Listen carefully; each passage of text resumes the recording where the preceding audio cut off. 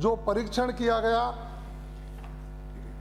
उनकी जो भी विधि सम्मत कार्रवाइयां की गई, उनके आधार पर चोरियों के खुलासे किए गए हैं और इस वर्ष में उन खुलासों में वृद्धि हुई है। क्योंकि ये जो सीसीटीवी कैमरे लगाए जाते हैं, ये हमारी जांच में सहायक होते हैं और पुराने समय में जो सीसीटीवी कैमरे के माध्यम से हमारी जांच हुई और उनमें जो कार्रवाई हुई, उनकी तुलना में पिछले 1.5 वर्षों में इन सहायक संसाधनों से चोरियों की घटनाओं में खोलने में हमने वृद्धि की है। निश्चित रूप से जो घटनाएं हुई, उनका फॉरेंसिक जांच के लिए जो आवश्यक हुए, उन आवश्यक मुकदमों में फॉरेंसिक जांच की जहां आवश्यकता पड़ती है, उन्हीं को भेजा जाता है। जहां फिंगरप्रिंट लेने की आवश्यकता होती है, उनको फिंगरप्रिंट लेने के लिए भेजा जाता है। मैं समझ सकता हूं कि हमारी सरकार ने चोरियों की वारदात को खोलने और अपराधियों के खिलाफ कठोर कार्रवाई करने के लिए जो हमने उपाय किए हैं, वो एनेक्सर में माननीय सदस्य को भेज दिए गए। अगला पूरा प्रश्न। मैं उत्तर से संतुष्ट नहीं हूं। दूसरा प्रश्न पूछता हूं, किशनगढ़ विधानसभा क्षेत्र में दर्ज चोरियों के प्रकरणों में स्टोलन प्रॉपर्टी रिकवरी रेशियो कितना है? इसे कम रहने के पीछे क्या कारण है? स्टोलन प्रॉपर्टी रिकवरी रेशियो कितना है? इसके कम रहने के पीछे क्या कारण है? क्योंकि आपने सब जगह माल मुलजिमान की तलाश जारी है लिखकर इतिश्री कर दिया। तो मंत्री जी से इसका जवाब जानना चाहूंगा। माननीय अध्यक्ष जी, किशनगढ़ कस्बा हमारा एक मार्बल उद्योग के लिए प्रसिद्ध है और किशनगढ़ विधानसभा क्षेत्र में कई उद्योग स्थापित हैं। बाहर से आने वाले कई लोग जो मजदूर होते हैं या जहाँ घनी आबादी होती है, वहाँ अन्य प्रदेशों से आकर लोग भी कई बार चोरी की घटनाओं और इन वारदातों को अंजाम देते हैं। इनका जो प्रश्न है कि इनमें तलाशी, माल बरामदगी और उसमें कार्रवाई चल रहा है, वो लिखा है। हमने इसीलिए लिखा है कि कई बार अन्य प्रदेशों में हमें जो मुलजिम की तलाश है, वहाँ की पुलिस का सहयोग और हमारी पुलिस अग्रेसिव होकर कार्रवाई करे। वो पूछा कितने प्रतिशत है, वो बता दो। अरे मैं जो बता रहा हूँ, या तो उसको सुन लो। नहीं, आप जवाब देने के लिए भगवान ने और जनता ने बनाया ही नहीं, जवाब तो मुझे ही देना है। आप उनको आप तो इधर जवाब दो। आपको जनता यहाँ भेजती तो आप जवाब देते हैं। अरे भाई, अरे मंत्री, आप सीधा संवाद न करें, आप ही सीधा इधर बात करें। माननीय हो गया, 2 हो गए। माननीय सदस्य ने जो प्रश्न, पूरक प्रश्न पूछा है, वो कितने प्रतिशत में पूछा है। मैंने प्रत्येक मुकदमे वाइज आपको सूचना एनेक्सर में भिजवा दी है। उस मुकदमे वाइज सूचना को आप पढ़ लीजिए, जिसमें हमारी प्रगति है और जेर तफ्तीश है। माल मुलजिमान की तलाश जारी है, हर जगह माल मुलजिमान की तलाश जारी है, ये लिखा गया है साहब। श्रीमती शोभा चौहान, किशनगढ़ का है प्रश्न संख्या 26। माननीय मंत्री जी। खंड 1 विधानसभा क्षेत्र सोजत, जिला पाली / ब्यावर में 1 जनवरी 2024 के पश्चात सड़क निर्माण, मरम्मत तथा पुलिया निर्माण के कुल 60 कार्य राशि रुपये 9,273 लाख की स्वीकृति जारी की गई। इनमें से 27 कार्य राशि रुपये 633,51,000 के पूर्ण किए जा चुके हैं व 8 कार्य प्रगतिरत हैं। शेष 25 कार्यों में 7 कार्य का कार्यादेश जारी कर दिया गया है व 18 कार्यों की निविदा प्रक्रियाधीन है। विवरण परिशिष्ट 1 पर प्रस्तुत है। खंड 2 वित्तीय वर्ष 2025-26 में विधानसभा क्षेत्र सोजत, जिला पाली / ब्यावर में सड़क निर्माण व मरम्मत के कुल 41 कार्य राशि रुपये 4,295 लाख स्वीकृत हैं, जिनमें से 6 कार्यों का कार्यादेश जारी कर दिया गया है व शेष 35 कार्यों की निविदा प्रक्रियाधीन है। विवरण परिशिष्ट 2 पर प्रस्तुत है। खंड 3 विधानसभा क्षेत्र सोजत जिला पाली / ब्यावर में 132 किलोमीटर एवं 850 मीटर की 35 सड़कें नॉन पैचेबल स्थिति में हैं, जिनमें से 11 सड़क कार्य 46.70 किलोमीटर लंबाई में बजट घोषणा 2025-26 बजट घोषणा संख्या 17 व 214.1 में स्वीकृत है, जिनकी निविदा प्रक्रियाधीन है। वह एक कार्य लंबाई 4 किलोमीटर राशि रुपए 100 लाख मरम्मत मद में स्वीकृत व कार्यादेश जारी। विवरण परिशिष्ट 3A पर प्रस्तुत है। विधानसभा क्षेत्र सोजत में कुल 25 पुलिया क्षतिग्रस्त हैं, जिसमें से 4 कार्य स्वीकृत हैं। इन 4 कार्यों में से एक कार्य का कार्यादेश जारी व 3 कार्यों की निविदा प्रक्रियाधीन है। विवरण परिशिष्ट 3B पर प्रस्तुत है। शेष सड़कों का नवीनीकरण व पुलिया निर्माण की स्वीकृति जारी करना कार्यों की पारस्परिक प्राथमिकता पर निर्भर करेगा। माननीय सदस्य। सर्वप्रथम मैं माननीय उप मुख्यमंत्री दिया कुमारी जी का हार्दिक आभार व्यक्त करती हूं कि मेरे विधानसभा क्षेत्र सोजत में जनवरी 2024 के पश्चात लगभग 100 करोड़ धनराशि के ज़्यादा के कार्य स्वीकृत और प्रगतिरत है। इसके लिए मैं बहुत बहुत धन्यवाद देना चाहती हूं। और अभी 2 महीने पहले खोखरा पुलिया का भी आपने निर्माण कार्य की स्वीकृति प्रदान कर दी। और मैं एक क्वेश्चन करना चाहती हूँ कि घाघुड़ा ग्राम पंचायत जो बरियाला के अंदर बरियाला पुलिया, उसका निर्माण की भी आप स्वीकृति दे रहे हैं, ताकि लोगों को, वहाँ के लोगों को आने जाने में दिक्कत का सामना न करना पड़े। माननीय मंत्री जी। माननीय अध्यक्ष महोदय, मैं माननीय सदस्य का भी आभार व्यक्त करती हूँ कि उनके सहयोग से उनकी सोजत की जनता को बहुत राहत भी मिली है। बहुत सारी सड़कों के काम जारी भी हैं। और अभी उन्होंने एक बात रखी एक पुलिया की, उस पर भी पूर्ण रूप से एक बार एग्जामिन करके और अगर जो भी उसमें देखकर और आगे इस पुलिया का भी काम बहुत जल्दी हम लोग शुरू करने का प्रयास करेंगे। श्री और पूछना। बहुत बहुत धन्यवाद। श्री मनीष यादव। प्रश्न संख्या 436। माननीय मंत्री जी। माननीय अध्यक्ष महोदय, खंड 1 जी हाँ, विधानसभा क्षेत्र शाहपुरा जयपुर के उपजिला एवं ट्रॉमा अस्पताल शाहपुरा की आवंटित भूमि पर निर्माण के लिए ई निविदा संख्या 7/2025-26 को दिनांक 28/5/2025 को जारी हो चुकी थी, लेकिन आवंटित भूमि का क्षेत्रफल कम होने व दूरी अधिक होने के कारण उक्त भूमि पर भवन निर्माण आमजन हेतु अधिक उपयोगी नहीं होने के कारण अन्य जगह पर्याप्त एवं उपयुक्त भूमि पर निर्माण करवाए जाने की मांग के कारण निविदा निरस्त की गई। उपजिला एवं ट्रॉमा सेंटर शाहपुरा हेतु पर्याप्त एवं उपयुक्त भूमि आवंटन पश्चात पुनः निविदा जारी कर भवन निर्माण कराया जाना प्रस्तावित है। नवीन भूमि के आवंटन की कार्रवाई प्रक्रियाधीन है। खंड 2 जी हाँ, ट्रॉमा सेंटर शाहपुरा हेतु पर्याप्त एवं उपयुक्त भूमि आवंटन नहीं होने के कारण भवन निर्माण कार्य में विलंब हुआ है।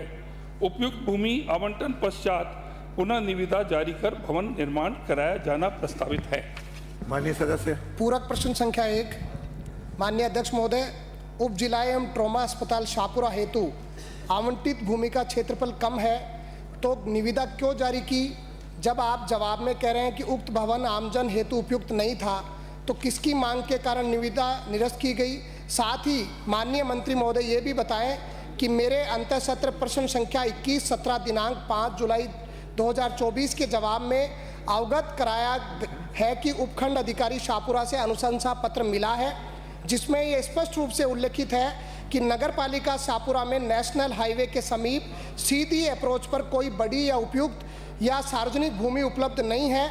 इसमें अवगत कराया गया है कि लक्ष्मी महिमा डेवलपर्स जो त्रिवेणी धाम, मैं वही बता रहा हूँ, जो ब्रह्मा पीठाधीश्वर संत शिरोमणि नारायणदास जी महाराज के नाम से उपजिला ट्रॉमा हॉस्पिटल हेतु उपयुक्त भूमि देना चाहते हैं, जो 1.51 हेक्टेयर है। भाई भाषण नहीं, प्रश्न पूछो, क्या पूछना चाहते हैं? मैं वही कहना चाह रहा हूँ माननीय अध्यक्ष महोदय, नगर पालिका की 0.53 हेक्टेयर भूमि वहाँ पर है और वहाँ पर चिकित्सक अन्य जो स्टाफ के लिए राजकीय आवास हेतु उपलब्ध है। मैं ये जानना चाहता हूँ कि एक तरफ आप कह रहे हो कि भूमि वहाँ पर कम है, जवाब में आप कह रहे हो कि ये प्रक्रियाधीन है, तो दो विरोधाभासी जो जवाब आपके हैं, तो उसमें नवीन भूमि में उक्त भूमि को अपर्याप्त माना है, जबकि पहले आप इसको उपयुक्त बता रहे हैं, तो इसको स्पष्ट करें। प्रश्न पूछ लिया ना, बताएंगे। मैं कह रहा हूं कि आपने पहले इसको उपयुक्त माना है अंतर सत्र के प्रश्न में, अब आप इसको अनुपयुक्त बता रहे हैं, तो इसको स्पष्ट करें। हाँ, इसका कारण। हाँ, माननीय मंत्री जी। माननीय अध्यक्ष महोदय, माननीय सदस्य जो कह रहे हैं वो बिल्कुल सही नहीं मानता हूं। मैंने जैसे कि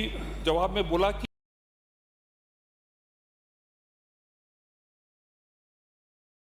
जो है शाहपुरा वो सैंक्शन हुआ 30/7/2021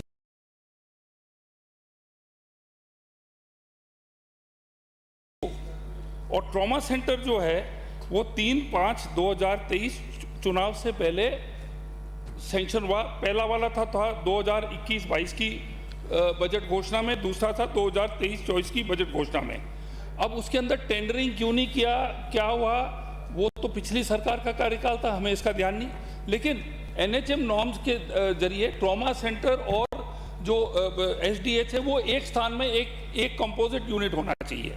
इसके बाद में क्या है कि जो जमीन जो पहले अलॉट हुई थी आपके 23/2/2023 में, यानी कि SDH सैंक्शन होने के 1 साल 7 महीने बाद जमीन अलॉट हुई थी। और जमीन कितनी अलॉट हुई थी? 1.50 हेक्टेयर। और ट्रॉमा सेंटर और SDH को कितनी जमीन चाहिए? 2.4 हेक्टेयर। तो जब जमीन ही पूरी नहीं थी और जमीन 1 साल 7 महीने बाद जब अलॉट हुई थी, तो सरकार इन्हीं की थी और इन्हीं के पुराने MLA ने ऑब्जेक्शन रेज किए। अब इसके बाद में ऐसा है अध्यक्ष महोदय कि जो जमीन जो अलॉट कर रहे थे वो सेंटर से 5 किलोमीटर बाहर है। वो जो है सिटी लिमिट्स जो है नगर पालिका के लिमिट से बाहर है और वो ग्राम पंचायत घासीपुरा में है। लोगों ने वहाँ के उसमें ऑब्जेक्शन रेज किए और उन्होंने बोला कि जो नई जो जगह है वो है आपके बिल्कुल सेंटर में, जहाँ पे स्पोर्ट्स स्टेडियम है, सरकारी छात्रावास है, समाज कल्याण भवन है, वन विभाग ऑफिस है, अंबेडकर भवन है, वहाँ के सिविल कोर्ट्स हैं और वहाँ पर NHM नॉर्म्स के अनुसार 2.540 हेक्टेयर जो है वो हो गई है। दूसरा, इसके अंदर जो नेशनल हाईवे 48 है उसका जो बाईपास है अध्यक्ष महोदय, वो खाली 500 मीटर दूर है। जो अभी जो जमीन हमने जो SDM ने लेटर लिखा है और इसके अंदर जो है घनी आबादी के अंदर है और अभी ये UDH की जमीन है। DLB नोटिफिकेशन जारी हो गया है 10/2/25 को। ये जो अपने कमिश्नर नगर परिषद ने DLB को भेजा है। लैंड यूज किस्म परिवर्तन की प्रक्रिया जारी है और पब्लिक इंटरेस्ट के अंदर सही जगह पर ट्रॉमा सेंटर SDH होना चाहिए। और ये लोग 1.5-2 साल से कुछ नहीं किया, जमीन भी दी वो भी पर्याप्त नहीं दी। तो हमारी सरकार सही कदम ले रही है और इसको अब जल्दी से जल्दी इसका काम शुरू करा जाएगा सही जगह में जहां वहां की आम जनता चाहती है। माननीय अध्यक्ष महोदय, अंतर सत्र में आपने कहा है कि 1.51 हेक्टेयर जो भामाशाह उन्होंने दान करी है, साथ ही नगर पालिका शाहपुरा की 0.53 हेक्टेयर भूमि उपलब्ध है। आपका जवाब आया है, आपने जवाब दिया है 5 जुलाई 2024 को। आज आप अनुपयुक्त बता रहे हैं, आप दो विरोधाभासी बात कर रहे हैं। माननीय अध्यक्ष महोदय, सदन को गुमराह करने की बात माननीय मंत्री महोदय कह रहे हैं, लेकिन मैं दूसरा पूरा प्रश्न पूछता हूं कि शाहपुरा नगर पालिका में नेशनल हाईवे 48 और मनोहरपुर दौसा नेशनल हाईवे पर दुर्घटनाओं में सैकड़ों से अधिक मौतें हो चुकी हैं। इस हेतु ट्रॉमा सेंटर को वास्तविक, आज आप भाषण कर रहे हो, मैं प्रश्न पूछ रहा हूँ, वास्तविक उपयुक्त जगह क्यों नहीं बनाया जा रहा तथा इसके पीछे सरकार किस दबाव में काम कर रही है, जो छितरी जनसंख्या के नजदीक बनाने पर आमदा है, जिसमें बहुतायत आमजन को असुविधा है, तथा क्यों इसके लिए आमजन व क्षेत्रीय विधायक की कोई राय नहीं ली गई अथवा भविष्य में क्या राय लेने का विचार आप रखते हैं? बैठिए। अध्यक्ष महोदय, असलियत ये है कि जो वहाँ के भूमाफिया हैं जो डोनर बनकर कमी जमीन दे रहे थे वो डीटीओ ऑफिस को भी वहां ले गए और इसको भी वहां ले जाना चाह रहे थे। National highway 48। माननीय अध्यक्ष महोदय, माननीय अध्यक्ष महोदय, मंत्री महोदय, मंत्री महोदय, मंत्री महोदय, बिल्कुल किसी राजनीतिक जवाब में नहीं। आप नो उत्तर सुनिए। आपने प्रश्न, आपको पूरी अनुमति दी। अध्यक्ष महोदय, जब नेशनल हाईवे बाईपास 48 आधा किलोमीटर उत्तर है, सुनिए ब्राजो, आप उत्तर सुनिए। आधा माननीय किलोमीटर दूर है। सदस्य उत्तर सुन लीजिए। आपका पूरा, मैंने पूरा प्रश्न दूसरा पूछवाया। अध्यक्ष महोदय, जब आधा किलोमीटर दूर है बाईपास, ठीक है जी, तो उस वो और वहां पर पूरा सेंटर जो है वो पीपली चौराहा जो आपका कहलाता है। और एक और चीज, एक आप सुनिए मेरी बात। नहीं, उनके दो हो गया, आप तो उत्तर दीजिए। अध्यक्ष महोदय, ये जो भी दो हो गए आपके, बैठो। अध्यक्ष महोदय, ऐसा ये डिबेट नहीं है, ये प्रश्न उत्तर है। प्रश्नकाल है, डिबेट नहीं है ब्राजो। अध्यक्ष महोदय, ये सुनिए, ये डिबेट नहीं है। अध्यक्ष महोदय, जो अरे ये उत्तर सुनिए, पूरा उत्तर ही नहीं सुना है। ये जो भी बवंडर मचा है, ये पिछले एमएलए जो कांग्रेस के थे उनके, इनकी पार्टी का किया हुआ ये सब काम है। आप बैठो। आपको अरे अन्य अध्यक्ष महोदय, बैठे बैठे नहीं। वो पिछले एमएलए आजकल बीजेपी के मेंबर हैं। आपको हमने, आप तो अपना पूरा, आप सबसे पहला तो जो पूछना है। मंत्री जी ने कहा है तो वो तो आपके मेंबर हैं बीजेपी के ही, वो तो एक परिपाटी पड़ी हुई है। मैं सीधी सी एक बात पूछना चाहता हूं माननीय अध्यक्ष। आप पूछिए। आप मंत्री जी ने जो आज तारीफ नई बिल्डिंग की, नई जगह की है, ये सेम तारीफ पिछले बजट में पिछली जो जगह थी वहां की थी कि बहुत अच्छी जगह है और इसमें थोड़ी जगह कम है, वो हम नगर पालिका से ले रहे हैं और बहुत ही जल्दी इसको हम बनाएंगे। तो सरकार के मंत्री 4 महीने पहले इसी बिल्डिंग पर आपने इसको सुटेबल माना था, इसी जगह पे, तो आपने उस पुरानी जमीन पे शुरू कर दी थी। नहीं तो आप कह रहे हैं टेंडर कि तो आपने टेंडर प्रक्रिया कैसे शुरू कर दी थी वहां पर आपने? आप मंत्री जी, मेरा निवेदन सुनिए। आप प्रश्न पूछो। बात ये है साहब, कांग्रेस के समय में सैंक्शन हो गया, कांग्रेस के समय में जमीन अलॉट होगी और मंत्री जी ने स्वयं उस जमीन को मना नहीं किया इस सदन के अंदर कि ये जमीन सुटेबल नहीं है, हम नहीं ढूंढेंगे। मंत्री जी ने सदन के अंदर ये कहा कि जमीन के अंदर थोड़ी कम है, वो हम नगर पालिका से ले रहे हैं और ले ली हमने और बहुत ही जल्दी इस पे हम बिल्डिंग बनाएंगे। ये आपके द्वारा यही विधानसभा में कहा हुआ था। अध्यक्ष महोदय, 2021 को इन्होंने सब शुरू किया और बना हम रहे हैं 2025 के अंदर। अगला प्रश्न है 2024, तब से आपने कुछ नहीं कर पाए। आप 4 साल हो गया। बना, हमारी सरकार बना दी, आपको तो खुश होना चाहिए इसमें। अगला प्रश्न है श्री रविंद्र सिंह भाटी जी। प्रश्न नंबर 9 मुझे जवाब मिल चुका है माननीय अध्यक्ष महोदय। मेरा तो निवेदन है आप पूरे कि पूछिए। पहला सप्लीमेंट्री राष्ट्रीय खाद्य सुरक्षा अधिनियम 2013 की धारा 29 में जिला स्तरीय खाद्य सुरक्षा एवं सतर्कता समिति में जिला कलेक्टर को अध्यक्ष और तहसील स्तरीय खाद्य सुरक्षा एवं सतर्कता समिति में उपखंड अधिकारी को अध्यक्ष बनाया गया। आप जब देखेंगे कि प्रोटोकॉल में कहा जाता है कि चीफ सेक्रेटरी से भी ऊपर माननीय सदस्य होते हैं, जबकि क्या माननीय मंत्री महोदय राष्ट्रीय खाद्य सुरक्षा अधिनियम 2013 के नियम 40 में प्रदत्त राज्य सरकार के नियम बनाने की शक्ति का उपयोग करते हुए इसमें संशोधन कर जिला स्तरीय समिति का अध्यक्ष संबंधित सांसद एवं तहसील स्तरीय समिति का अध्यक्ष संबंधित विधायक को बनाने का विचार रखते हैं? यदि हाँ तो कब तक, यदि नहीं तो उसके क्या कारण है? साथ ही यह भी अवगत कराना चाहूंगा कि राज्य स्तरीय सतर्कता समिति में माननीय मंत्री जी को अध्यक्ष बनाया गया है, तो क्या ब्लॉक स्तर पर माननीय विधायक को वहां पे अध्यक्ष बनाने की आप विचार रखते हैं? आपकी जो शक्तियां हैं उसका उपयोग लेते हुए क्या बनाने का विचार रखते हैं? माननीय मंत्री जी। माननीय अध्यक्ष जी, शिव से आने वाले माननीय विधायक जी को बताना चाहूँगा, वैसे विधायक में पूरे ही पावर आप में शक्तियाँ हैं, जाकर आप कभी भी निरीक्षण कर सकते हैं। मुझे तो आपको धन्यवाद देना चाहूँगा कि आपने खाद्य सुरक्षा दुकानों के लिए समय निकाला और आप ये उसके कहने के लिए समिति के लिए आपने ध्यान दिया। मैं चाहूँगा आप खुद भी निरीक्षण करते रहें। हमने इस विभाग में काफ़ी सुधार लाए और हम ये चाहते हैं कि हर चीज़ विधायक तक ही नहीं रही, काफ़ी हद तक जो आम कार्यकर्ता है वो इसमें जो समय दे सकता है वो विधायक नहीं दे सकता। मैं ये बात कह रहा हूँ आपको उसमें देने के लिए। हमारा उद्देश्य क्या है?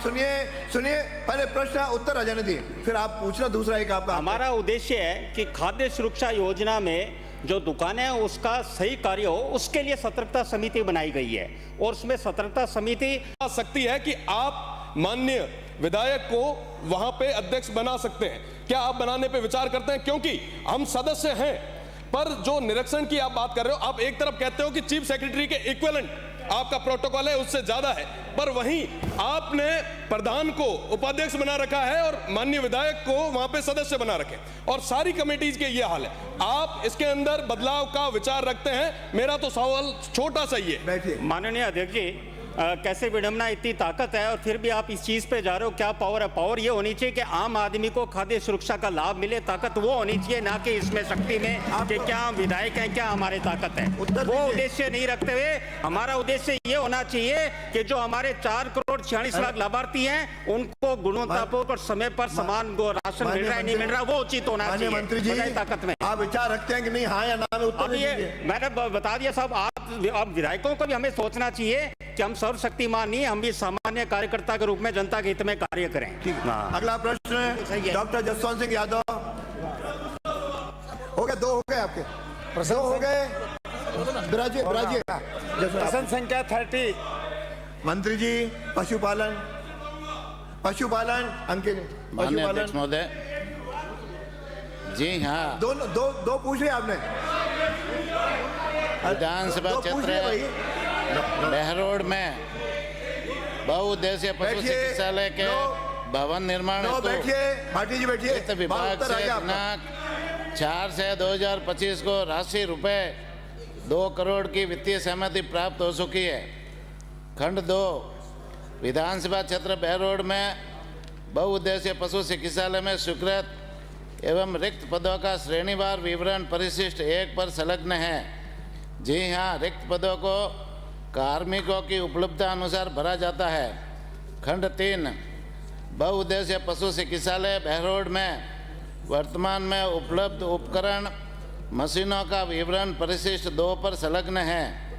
जी हाँ, बहुउद्देशीय पशु चिकित्सालय बहरोड में मशीनरी, साज सामान, औजार एवं संयंत्र में आवश्यक उपकरण हेतु राशि रुपए 1 लाख की प्रशासनिक एवं वित्तीय स्वीकृति दिनांक 24/9/2024 को जारी की जा चुकी है, जिनके क्रय की कार्रवाई प्रक्रियाधीन है। पूरक प्रश्न है।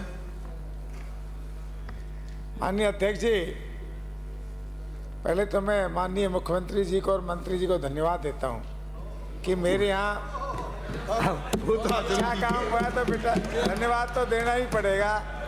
जब अच्छे काम हुए तो बहुउद्देशीय चिकित्सालय, पर इनको समझा तो दूं बहुउद्देशीय नहीं, आपको समझाने के लिए मैं बैठा हूँ, समझाने के लिए मैं हूँ, आप तो पूरे प्रश्न पूछिए। बहुउद्देशीय चिकित्सालय खोला, साथ में 2 करोड़ रुपए बिल्डिंग के मंजूर किए। इस बात के लिए माननीय मुख्यमंत्री जी और मंत्री जी को कोटि कोटि धन्यवाद देता हूं। इससे पशुपालकों को बहुत लाभ मिलेगा और मिलना भी चाहिए था, ये उम्मीद भी थी। प्रसन्न ये है कि मेरे यहाँ पे प्रथम श्रेणी का पशु चिकित्सालय बहरोड में मौजूद था।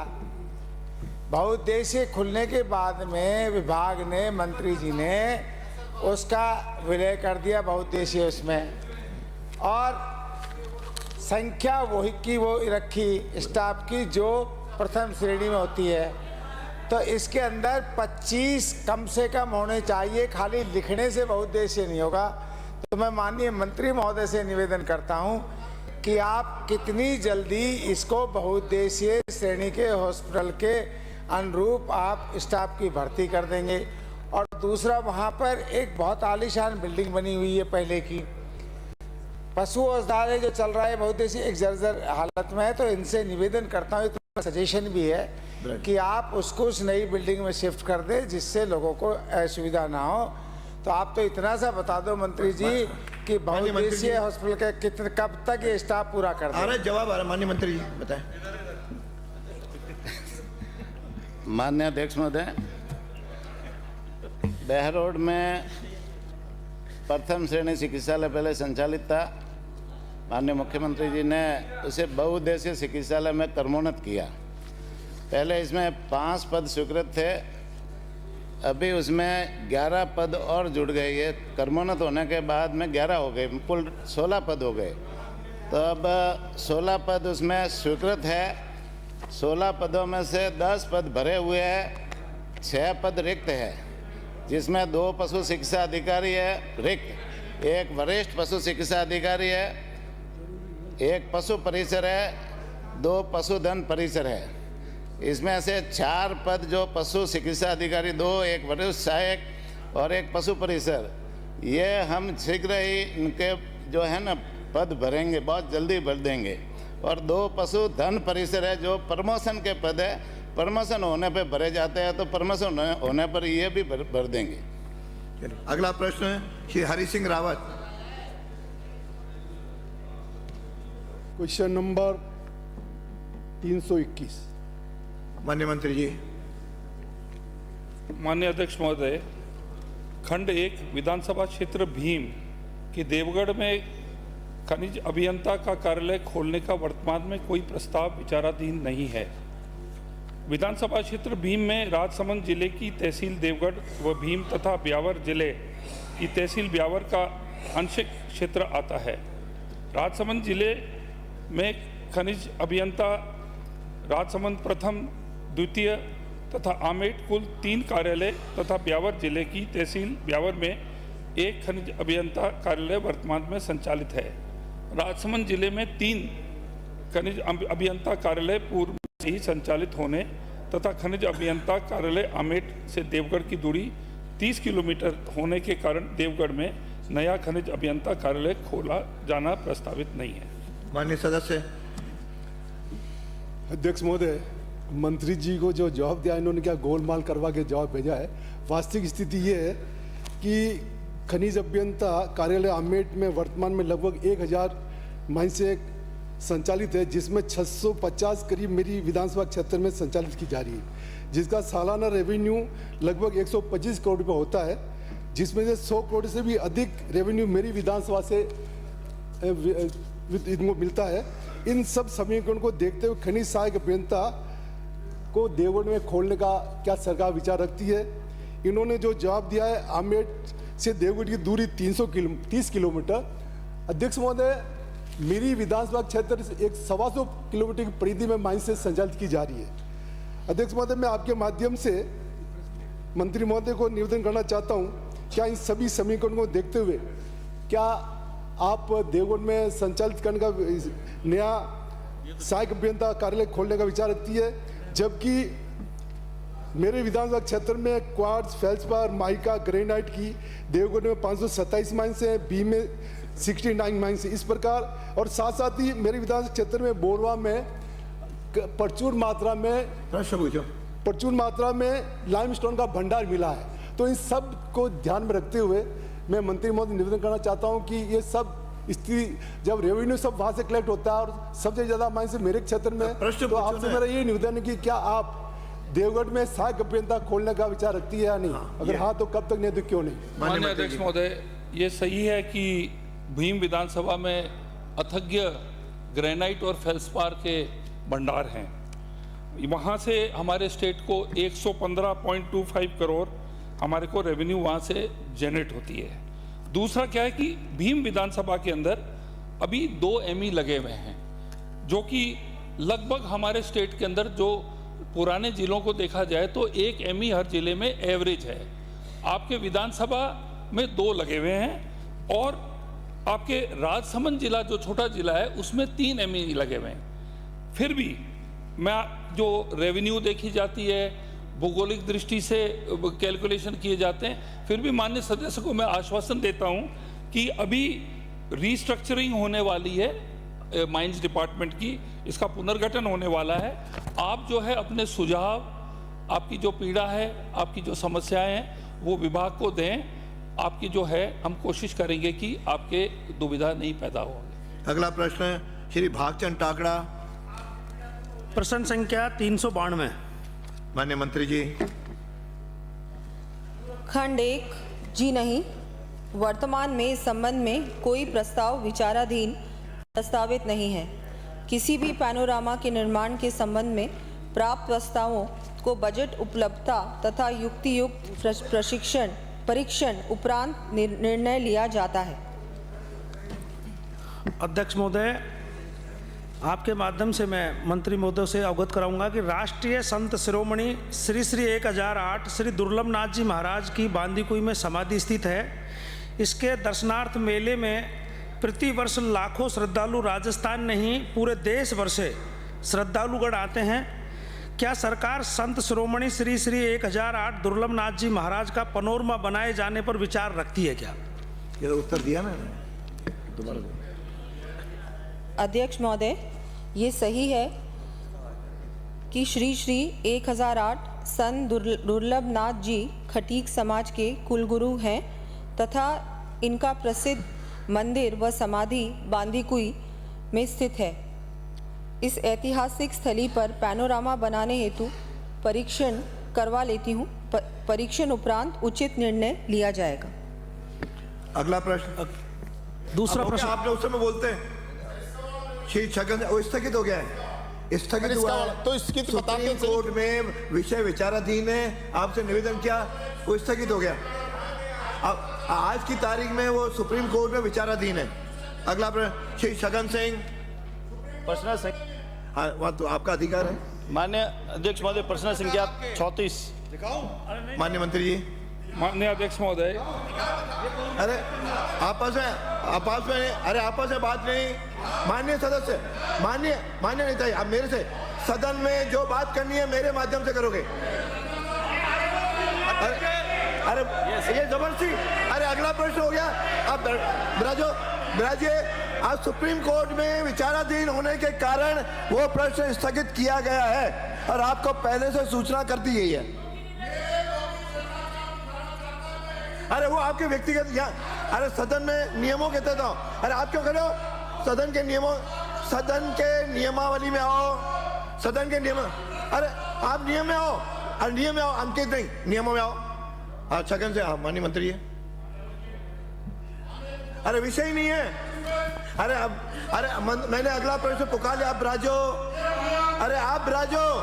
अरे आप भी भले हो, बिराजो। माननीय अध्यक्ष महोदय, खंड 1।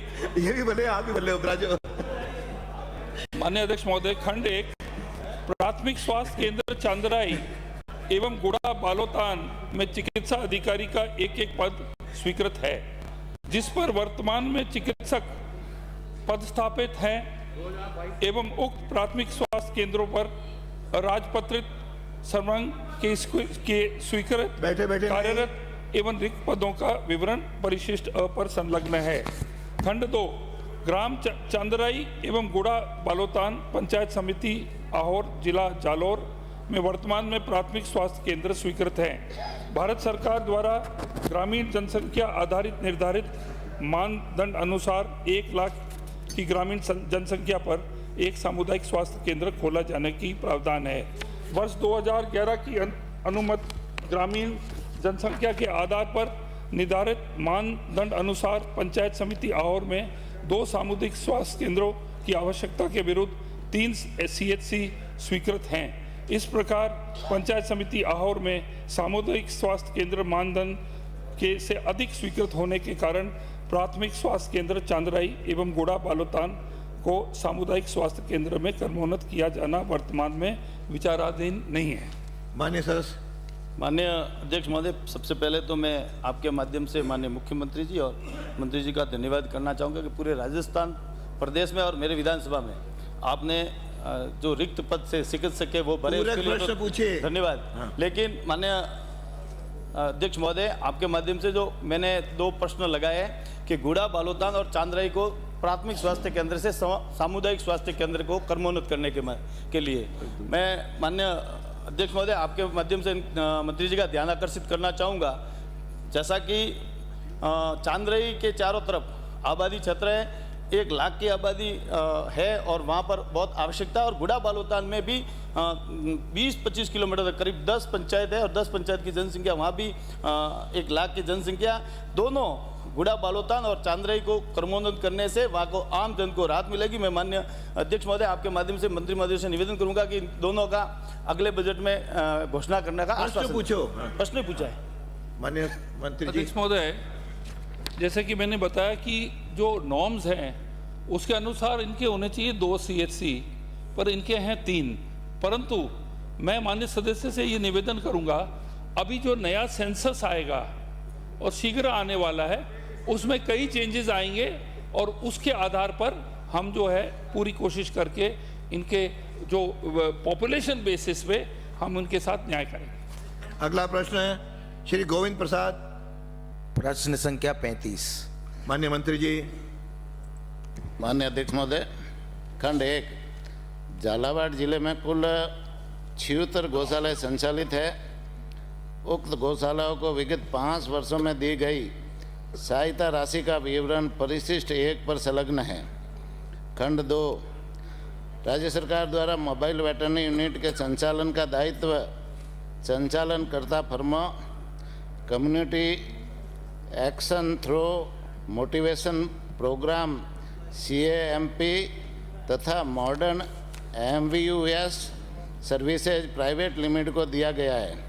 योजना की RFP for promotion and management of mobile veterinary service in Rajasthan के परिशिष्ट 31 में 137 प्रकार की औषधियाँ वर्णित है।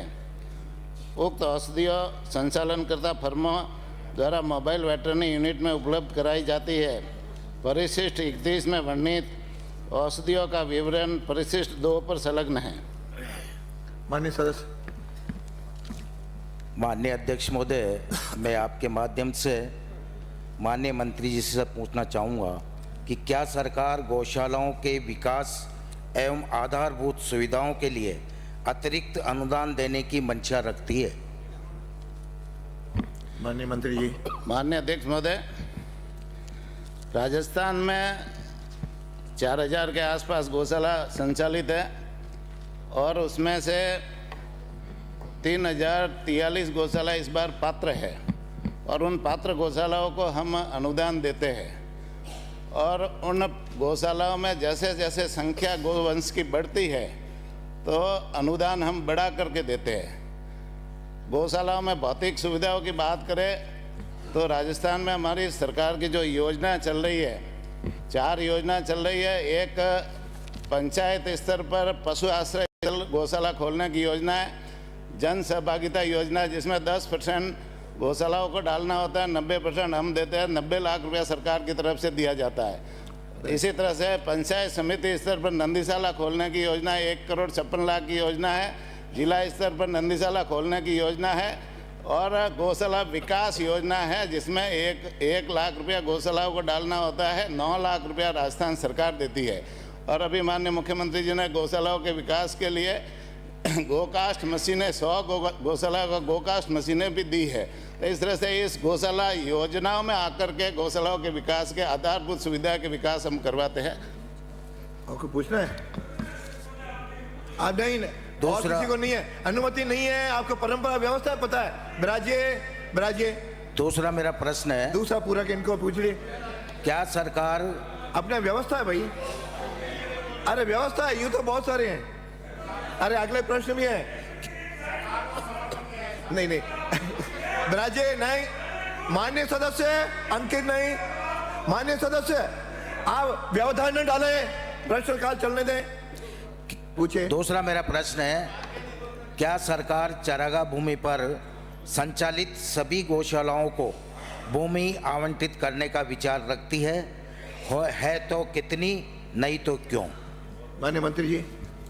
माननीय अध्यक्ष महोदय, गौशालाओं को भूमि आवंटन करने का विषय तो ये वैसे तो रेवेन्यू विभाग का प्रश्न है, लेकिन पहले गौशालाओं को भी भूमि आवंटन होती थी और सरकारी उपक्रमों को भी चारागाह भूमि आवंटन होती थी। लेकिन 2004 में जब गुलाब कोठारी की रिट लगी तो कोर्ट ने फैसला दिया कि सरकारी उपक्रमों को भूमि आवंटन सेट अपार्ट करके दी जाए और गौशालाओं को नहीं दी जाए। उसके बाद में अभी एक कोर्ट के आदेश से एक आदेश रेवेन्यू विभाग ने निकाला है जिसमें गांव में गौशालाओं के लिए आवंटन के लिए उपयुक्त शिवाचक भूमि उपलब्ध नहीं है और गांव में पशुओं को चराने के लिए पर्याप्त मात्रा में चारागाह भूमि उपलब्ध है तो उस गांव में गौशालाओं को भूमि आवंटन चारागाह की कर सकते हैं। अगला प्रश्न श्री भीमराज भाटी। प्रश्न संख्या 36। माननीय मंत्री जी। माननीय अध्यक्ष महोदय, खंड 1। जी हाँ, माननीय विधायक जी का पत्र दिनांक 25/12/2024 राजस्थान राज्य प्रदूषण नियंत्रण मंडल को दिनांक 9/1/2025 को प्राप्त हुआ। माननीय अध्यक्ष जी, जवाब मुझे मिल गया है। तो आप पहले कहते हैं, आप पत्र पढ़ना की शुरू कर प्रति दिया। आप पहले कह दो, उत्तर में पत्र की सबको प्रति दिलवाएं। परिशिष्ट ए पर संलग्न है। खंड 2। माननीय विधायक जी के पत्र दिनांक 25/12/2024 को संज्ञान में लिया गया एवं राजस्थान राज्य प्रदूषण नियंत्रण मंडल द्वारा की गई कार्रवाई का विवरण परिशिष्ट ब पर संलग्न है। माननीय अध्यक्ष महोदय, आप पूछिए। मैं आपके मार्फत मंत्री महोदय से निवेदन करना चाहता हूं कि प्रदूषण मंडल में जो शिकायतें प्राप्त होती है उसका कोई रजिस्टर रखा जाता है या नहीं। नंबर 1, रजिस्टर रखा जाता है तो मेहरबानी करके उसको ऑनलाइन बता दे सबको, ताकि कोई भी देख सके कि भाई ये शिकायत प्राप्त हुई है। मेरा निवेदन ये है माननीय अध्यक्ष जी कि 24/12 को मैंने जो चिट्ठी लिखी 25/12 को, वो 9/1 को प्रदूषण मंडल में रिसीव हुई है, तो 16 दिन लगता है पाली से जयपुर चिट्ठी आने में। दूसरा मेरा प्रश्न ये है माननीय अध्यक्ष जी और माननीय मंत्री जी, आप अध्यक्ष जी के मार्फत मैं निवेदन करना चाहता हूं कि प्रदूषण मंडल ने 70 लाख रुपए का नोटिस एक उद्योग को दिया था, जिसके बारे में अपन बात कर रहे हैं। उस 70 लाख के नोटिस को रद्द कर दिया। वो रद्द किसने किया और उस रद्द करने का आधार क्या था? मैं आपके मार्फत प्रश्न उत्तर सुन लीजिए। आपके मार्फत पर्यावरण मंत्री जी से निवेदन करना चाहता हूं कि हमारे पाली से पर्यावरण के नाम पे लाखों रुपया हर महीने आता है, हर 1 तारीख में पैसा आता है और प्रदूषण निवारण मंडल के अधिकारी उस पैसे को रिसीव करते हैं।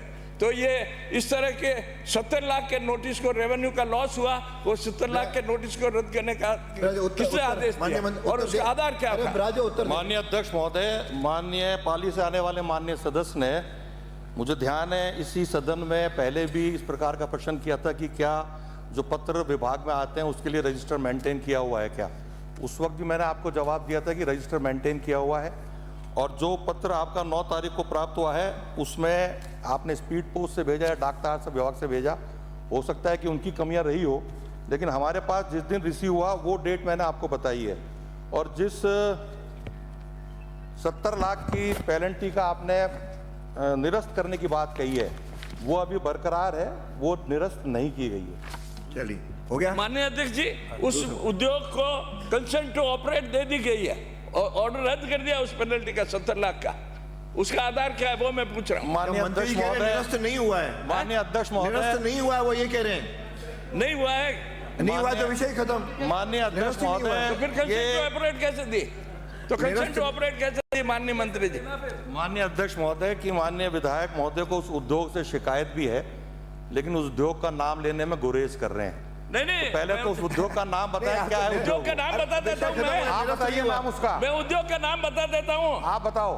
Bhairahawa textile industries. Bhairahawa textile agencies को माननीय अध्यक्ष महोदय आपने जिस अपने तो निरस्त नहीं हुआ, विषय खत्म।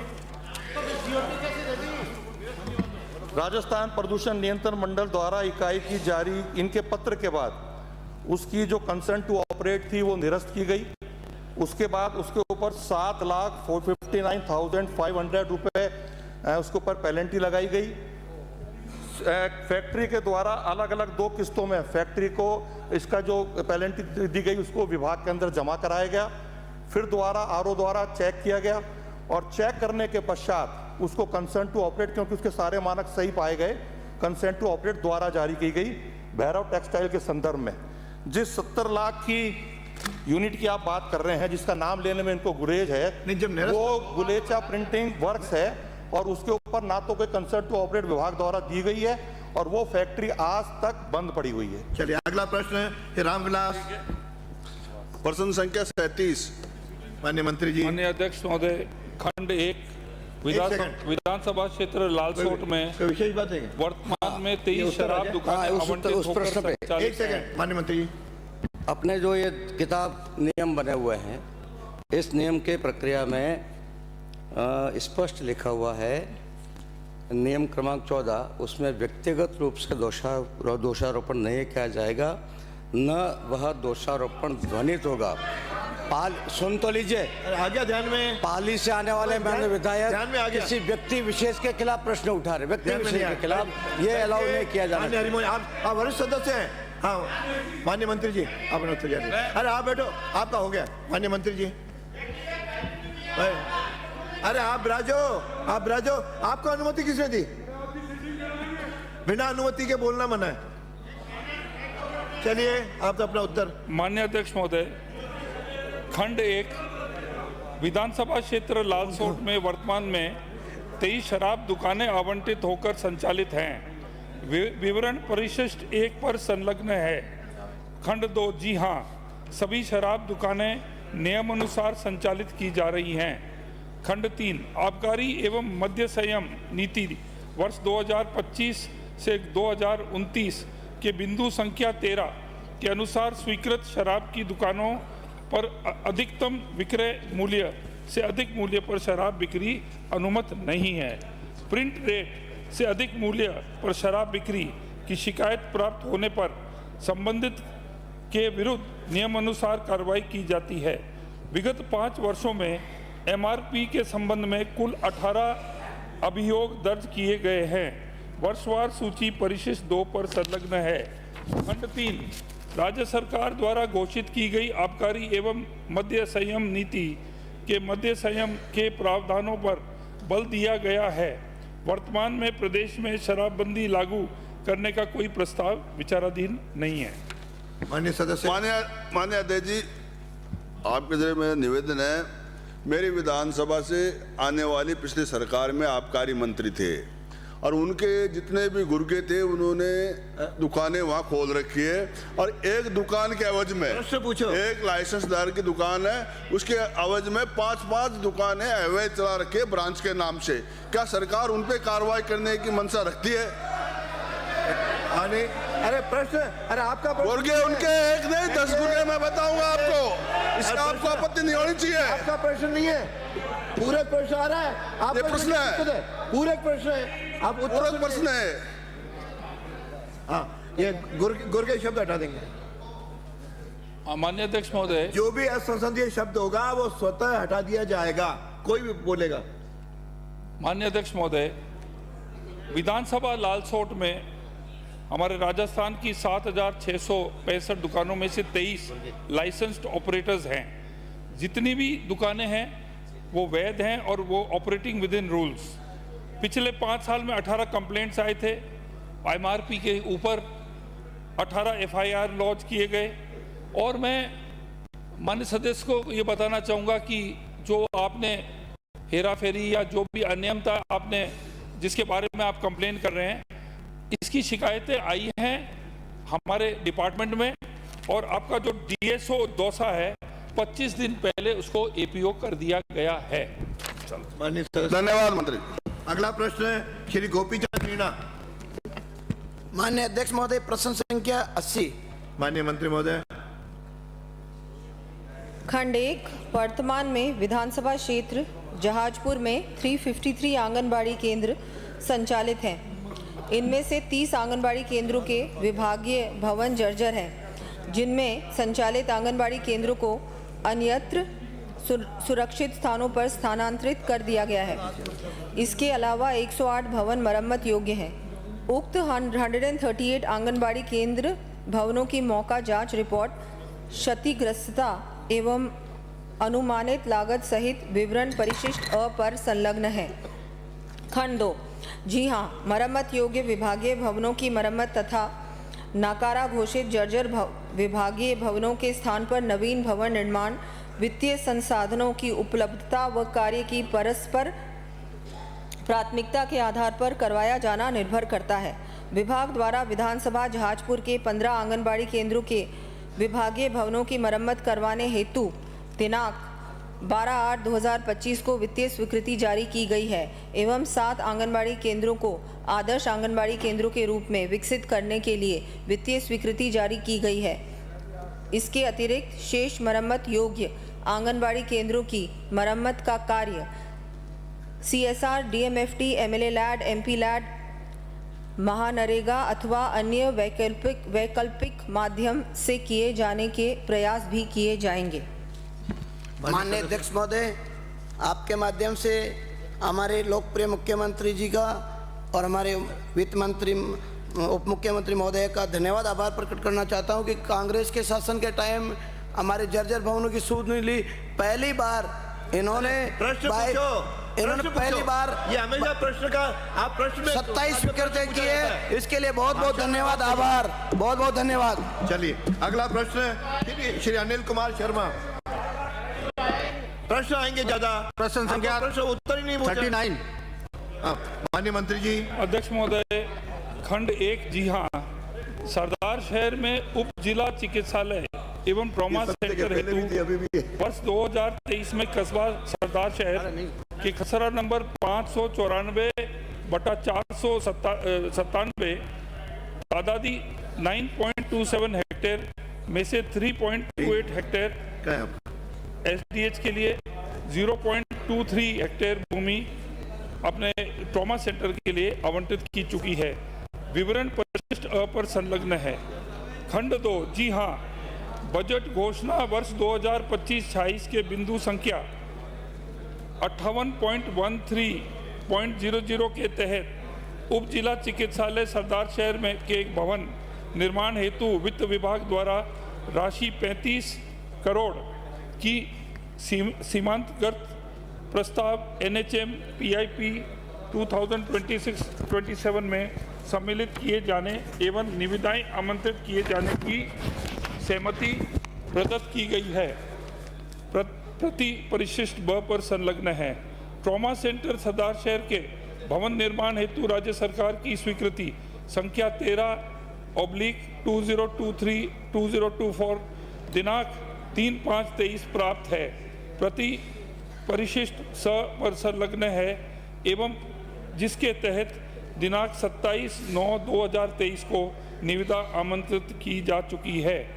खंड 3, उप जिला चिकित्सालय सरदार शहर के भवन निर्माण हेतु बात करनी है। बजट घोषणा वर्ष 2025-26 के बिंदु संख्या 58.13.00 के तहत वित्त विभाग द्वारा राशि रुपए 35 करोड़ की सीमांतर्गत प्रस्ताव NHM PIP वर्ष 2026-2027 से सम्मिलित किए जाने की सहमति प्रदान की गई है। ट्रॉमा सेंटर स्वनिर्भर संस्था न होकर संलग्न चिकित्सा संस्थान के साथ ही सम्मिलित होकर संचालित होता है। उप जिला चिकित्सालय सरदार शहर के नवीन भवन नहीं होने के कारण भवन निर्माण नहीं हो सका है। उप जिला चिकित्सालय के भवन निर्माण हेतु PIP के बजट प्राप्त होते ही ट्रॉमा सेंटर एवं उप जिला चिकित्सालय का भवन एक ही परिसर में इनबिल्ट बनवाया जाएगा। खंड 4, उप जिला चिकित्सालय सरदार शहर के भवन निर्माण हेतु बजट उपलब्ध नहीं होने के कारण उप जिला चिकित्सालय एवं ट्रॉमा सेंटर का सम्मिलित निर्माण कार्य प्रारंभ नहीं हो सका, अतः किसी प्रकार की कार्रवाई विचाराधीन है। माननीय सदस्य। माननीय अध्यक्ष महोदय, ऐसी क्या अर्जेंसी है? क्वेश्चन नंबर में भी खड़े खड़े बात। माननीय मंत्री जी से पूछना चाहता हूं कि सरदार शहर के उप जिला चिकित्सालय व ट्रॉमा सेंटर के भवन निर्माण हेतु जब 25-26 में बजट घोषणा हो चुकी तो अब भवन निर्माण में देरी क्यों हो रही है? आपने अपने जवाब में प्रस्ताव को NHM 26-27 में सम्मिलित किए जाने एवं आमंत्रित करने सहमति निविदा ये लिखा है, जबकि 23 में इसके लिए भूमि आवंटन की जा चुकी थी, तो इतना लंबा समय क्यों लगा? और NHM में केंद्र सरकार पैसा देती है, तो क्या ये डबल इंजन की सरकार, केंद्र सरकार इस महत्वपूर्ण कार्य के लिए, चिकित्सा क्षेत्र के लिए पैसा नहीं दे रही है? दूसरा, ट्रॉमा सेंटर के भवन निर्माण हेतु सितंबर 23 में ही निविदा आमंत्रित की जा चुकी है, तो कृपया ये बताएं कि 2 वर्ष बाद अब उक्त निविदा प्रक्रिया की वर्तमान स्थिति क्या है? किस फर्म को कितनी राशि का टेंडर कब दिया गया और उक्त कार्य अब तक क्यों नहीं शुरू हुआ? अब यह कार्य कब तक शुरू होकर पूर्ण हो जाएगा? इस देरी के लिए दोषियों के खिलाफ सरकार क्या कार्रवाई करने का विचार रखती है? इसी के साथ आपने बिंदु संख्या 4 के जवाब में लिखा है, आपका उत्तर तो आ जाए। बैठिए। माननीय अध्यक्ष महोदय, आज मैंने कई चिकित्सा विभाग के जवाब दिए और आप एक कैरेक्टरिस्टिक आप कॉमन नोट करेंगे, इन्होंने अपने कार्यकाल में लास्ट में जाके सब सैंक्शन ठोक दिए। उन्होंने मतलब स्वीकृत कर दिए पर पैसे नहीं थे। ट्रॉमा सेंटर पहले नहीं बनता है। मान्य सर, कितनी बार कहा है क्वेश्चन ओवर में कोई अपनी सीट नहीं छोड़ेगा। गवर्नमेंट देगी आपको तो। मतलब 4 बार के आप पालना नहीं होगी तो फिर उसको कहीं बोलने नहीं दूंगा। मतलब क्या दोनों ओर से है। चलिए, पैसा नहीं है इनके पास, कर रहे हो, पैसा कहाँ से आएगा? अरे जवाब सुनिए, पैसे की बात। अरे जवाब सुनिए, जवाब सुनिए, फिर बोल रहे हो, फिर मैं नाम पुकारूंगा। अभी जो STH है, फिर मैं नाम पुकारूंगा। अध्यक्ष महोदय, 10/10/2022 को SDH सैंक्शन हुआ और 3/5/23 को ट्रॉमा सेंटर सैंक्शन हुआ। CHC एग्जिस्टिंग के अंदर पूरा हमने भरपूर इनको स्टाफ दिया हुआ है और बिल्डिंग भी SDM ने भी एक चिट्ठी लिखी है सरकार को कि जो इन्होंने जमीन चुनी है वहां पर वाटर लॉगिंग होता है और गंदा पानी आता है, तो उसके अंदर जो है हम एक बारी उसको देखेंगे। परंतु हम ऑलरेडी ये जो बजट हमारा 25-26 है, 35 करोड़ रुपए हम सैंक्शन ऑलरेडी इसमें कर चुके हैं। अगला प्रश्न है डॉक्टर सुभाष गर्ग। सर, प्रश्न आ गया है मेरे पास, उत्तर आ गया है। मैं केवल आप पूरे प्रश्न पूछना चाहता हूं। प्रश्न संख्या बोलिए। टाइम कम है यार, तो डिस्टर्ब। प्रश्न संख्या पूछिए, बोलिए सर। 40 प्रश्न संख्या। हाँ, उत्तर आ गया है सर। पूरा, हाँ।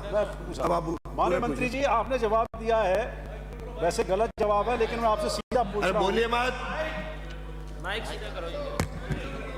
अरे क्या बीमारी है, दोनों ओर से बोल रहे हो। क्या मंत्री जी ये बताने का कष्ट करेंगे क्या पूर्व में इस पशु महाविद्यालय के लिए सरकार के द्वारा बजट स्वीकृत कर टेंडर प्रक्रिया आमंत्रित कर कार आदेश जारी कर करके भवन निर्माण का कार्य शुरू किया गया था या नहीं? हाँ तो कब, बताएं। माननीय मंत्री जी। माननीय अध्यक्ष महोदय, मैं माननीय सदस्य को बताना चाहूँगा कि वर्ष 2022-23 में विगत सरकार द्वारा पशु चिकित्सा एवं पशु विज्ञान महाविद्यालय भरतपुर हेतु 8/9/22 को श्री जसवंत प्रदर्शनी पशु मेला हेतु आरक्षित भूमि में से 12 हेक्टेयर भूमि आवंटित की गई थी। सर, मैंने ये पूछा कि बजट स्वीकृत किया है या नहीं किया है सर? मैंने पूछा है कि भाई बजट दिया था, कार आदेश दिए गए थे, कार शुरू हुआ नहीं हुआ? उसी पे आ रहा हूँ। क्योंकि वो भूमि मेला मैदान की थी अध्यक्ष महोदय, क्योंकि वो भूमि मेला मैदान की थी, इसलिए प्रश्नकाल समाप्त। बराजिए प्रश्नकाल समाप्त। मैं खड़ा हो गया हूँ, अब आप बैठिए। नो बैठिए, आसन पाँव पे। मान्य आप सबसे पुराने आसन पाँव पे बिराजिए। आज मैं सभी माननीय सदस्य, मुझे मजबूर मत करें कोई भी, मैं आप लोगों को अनुपस्थिति के लिए अनुमति, मुझे सदन को सूचित करना है। श्रीमती दीप्ति किरण महेश्वरी, सदस्य विधानसभा ने सड़क दुर्घटना में घायल होने के कारण 16वीं राजस्थान विधानसभा के चतुर्थ सत्र में सत्रांत तक सदन की बैठकों से अनुपस्थित रहने की अनुमति चाहिए। क्या सदन की अनुमति है कि उन्हें सदन की बैठकों से अनुपस्थित रहने की अनुमति प्रदान की जाए? है, अनुमति प्रदान की गई और मैं उनके जल्दी स्वस्थ होने की कामना भी ये सदन करता है। बहुमत से हो गया, हमारे सबने मना नहीं किया, आप लोगों ने कुछ नहीं किया। स्थगन प्रस्ताव पर व्यवस्था, मुझे माननीय सदस्यों को सूचित करना है कि निम्नांकित स्थगन प्रस्ताव की सूचना प्राप्त हुई है। श्री ललित यादव सदस्य की ओर से जिला खैरथल तिजारा का नाम परिवर्तन तथा जिला मुख्यालय एवं क्षेत्र के विकास के संबंध में।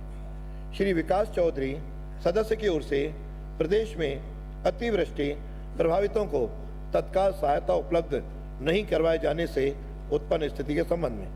श्री गणेश गोगरा सदस्य की ओर से टीएसपी क्षेत्र के फर्जी प्रमाण पत्र के आधार पर नियुक्ति प्राप्त करने के संबंध में। श्री मनोज कुमार सादुलपुर सदस्य की ओर से विधानसभा क्षेत्र सादुलपुर में अतिवृष्टि से फसलों के नष्ट होने से उत्पन्न स्थिति के संबंध में, श्री सुरेश मोदी सदस्य की ओर से विधानसभा क्षेत्र नीम का थाना में हत्या से उत्पन्न स्थिति के संबंध में, श्री घनश्याम सदस्य की ओर से विधानसभा क्षेत्र टोडा भीम में अतिवृष्टि से फसलों के नष्ट होने से उत्पन्न स्थिति के संबंध में, श्री गणेश राज बंसल सदस्य की ओर से दिनांक 8 अगस्त 2025 को जिला मुख्यालय हनुमानगढ़ में बिना पूर्व सूचना 6 घंटे तक 33 केवी विद्युत लाइन को बंद किए जाने से उत्पन्न स्थिति के संबंध में, श्री चुन्नीलाल सीएल प्रेमी बैरवा सदस्य की ओर से बूंदी जिले में अतिवृष्टि से नुकसान से उत्पन्न स्थिति के संबंध में, श्री जाकिर हुसैन गैसावत सदस्य की ओर से प्रदेश में अतिवृष्टि प्रभावितों को मुआवजा देने के उत्पन्न स्थिति के संबंध में, कुमारी रीटा चौधरी सदस्य की ओर से पंचायत समिति मंडावा तथा अलसीसर में अधिकारियों द्वारा किए जा रहे भ्रष्टाचार से उत्पन्न स्थिति के संबंध में, श्री डूंगराम गेदर सदस्य की ओर से विधानसभा क्षेत्र सूरतगढ़ में अतिवृष्टि से नुकसान का मुआवजा प्रदान करने के संबंध में, श्री रफीक सदस्य की ओर से अतिवृष्टि से आमागढ़ स्थित लाल डूंगरी बांध के क्षतिग्रस्त होने से उत्पन्न स्थिति के संबंध में, श्री पूसाराम गोदारा सदस्य की ओर से उत्तराखंड के धराली में आई प्राकृतिक आपदा में प्रदेश के लापता सैनिकों को शहीद का दर्जा नहीं दिए जाने से उत्पन्न स्थिति के संबंध में, श्री सुरेश गुर्जर सदस्य की ओर से झालावाड़ जिले में अतिवृष्टि से खराब हुई फसलों से वास्तविक तथा राजकीय आंकलन में असमानता होने से उत्पन्न स्थिति के संबंध में, डॉक्टर प्रियंका चौधरी सदस्य की ओर से चिकित्सा महाविद्यालय बाड़मेर में पर्याप्त क्षमता की सीटी स्कैन मशीन के अभाव से उत्पन्न स्थिति के संबंध में, श्री रोहित बोरा सदस्य की ओर से विधानसभा क्षेत्र राजाखेड़ा में बाढ़ से उत्पन्न स्थिति के संबंध में। आप आ तो गए ना, ये अच्छी बात है। उपरोक्त प्रस्ताव ऐसे नहीं है कि सदन की पूर्व निर्धारित कार्रवाई को, मैंने मेरे सदस्य की चिंता करता हूं कि बाढ़ से भी सदन की पूर्व निर्धारित कार्रवाई को रोककर इन पर विचार किया जाए, अतः इन पर अनुमति देने में असमर्थ हो। श्री अशोक कुमार कोठारी सदस्य की ओर से वैश्विक मंदी से ग्रस्त प्रदेश के टेक्सटाइल उद्योग को अतिरिक्त सब्सिडी दिए जाने के संबंध में, डॉक्टर सुभाष गर्ग सदस्य की ओर से भरतपुर शहर में प्रस्तावित एलिवेटेड रोड की चौड़ाई कम किए जाने के संबंध में, श्री अमित चाचाण सदस्य की ओर से विधानसभा क्षेत्र नौहर में अतिवृष्टि से उत्पन्न होने के संबंध में, श्री टीकाराम जूली एवं 3 अन्य सदस्यों की ओर से प्रदेश में किसानों को अतिवृष्टि से हुए नुकसान का मुआवजा नहीं दिए जाने से उत्पन्न स्थिति के संबंध में, श्री नरेंद्र बुडानिया सदस्य की ओर से चूरू जिले में अतिवृष्टि से हुए नुकसान का मुआवजा दिलाए जाने के संबंध में। हालांकि उपरोक्त प्रस्ताव भी ऐसे नहीं है कि सदन की पूर्व निर्धारित कार्रवाई को रोककर इन पर विचार किया जाए, अतः अनुमति देने में असमर्थ हूँ। फिर भी माननीय सदस्य श्री अशोक कुमार कोठारी, डॉक्टर सुभाष गर्ग, श्री अमित चाचाण, श्री टीकाराम जूली एवं श्री नरेंद्र बुडानिया को उनके प्रस्ताव के विषय वस्तु पर 2-2 मिनट बोलने की अनुमति होगी।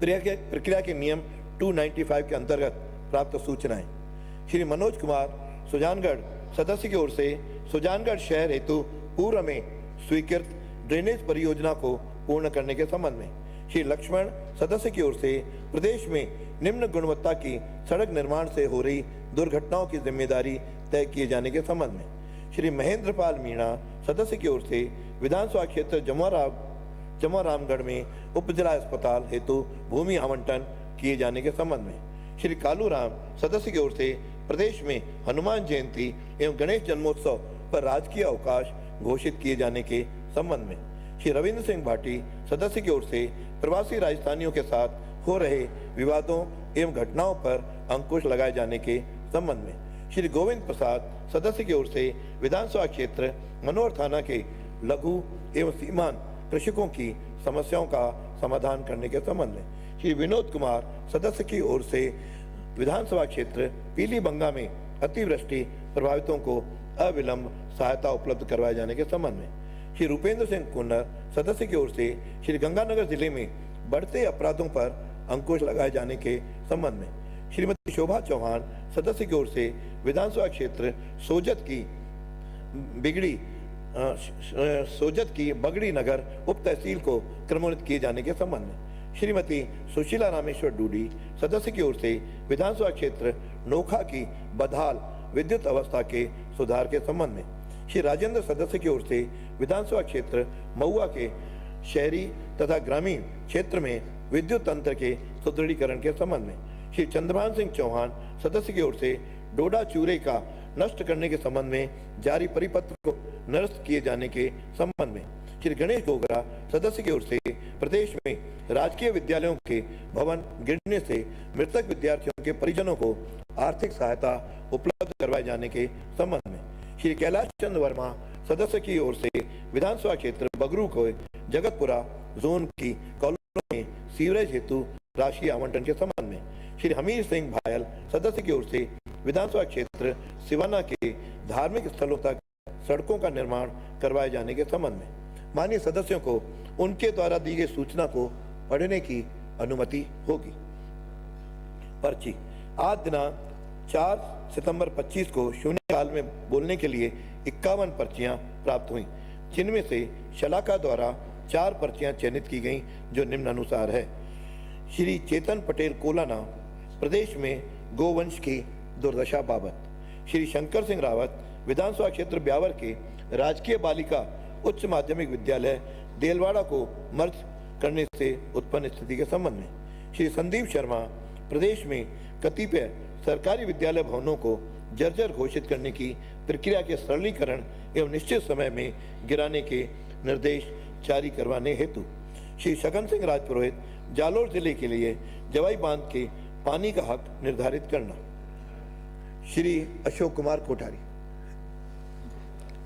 आभार अध्यक्ष महोदय, आपने हमें स्थगन प्रस्ताव पर समय प्रदान करने के लिए। माननीय अध्यक्ष महोदय, भीलवाड़ा टेक्सटाइल इंडस्ट्रीज बहुत बड़ी इंडस्ट्रीज है, जहां 70,000 से 1 लाख श्रमिकों को रोजगार मिलता है प्रत्यक्ष और अप्रत्यक्ष रूप से, साथ ही 31,000 करोड़ का टर्नओवर भी है और जीडीपी में राजस्थान का तीसरा स्थान है।